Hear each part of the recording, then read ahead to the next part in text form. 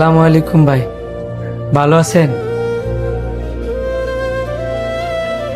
কিরে তুই আমার অভিশাপ তোর না করছি এই নোংরা পোশাক আমার অভিশাপ নাই তুই ভাই আইছিলাম একটা দরকারে। দরকার হয়ে যাবি, দরকার সারা দয় কিনা সেটা আমি বালা করে জানি। অনেক কি লেগেছো সেটা ক। না ভাই কিছু লাগতো না, আমি গেলাম। কারো অভিনয় না করে কি কবি ক।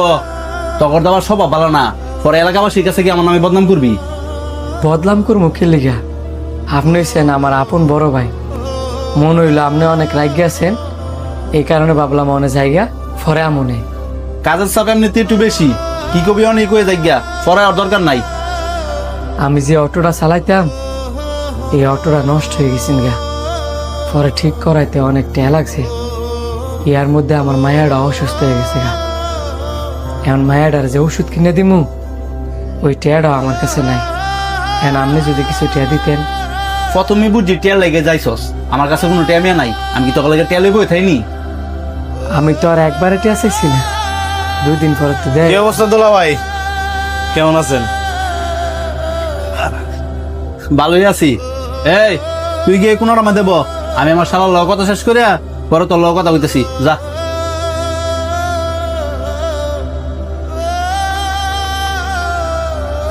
অনেকদিন পরে আমার অফিসে আইছো, কি খাইবা কও। না না কিছু খাইতাম না, আইসি একটা দরকারে, আমার 1 লাখ টাকা দেন।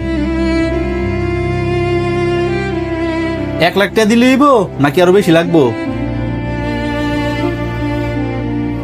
না না আপাতত 1 লাখ টাকা দেন, লাগলে পরে নি মনে। আচ্ছা তুমি একটু বসো, আমি ব্যবস্থা করতেছি।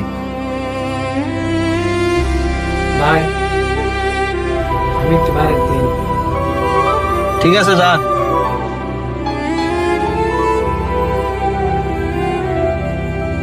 অভিনয় না করে কি কবি ক।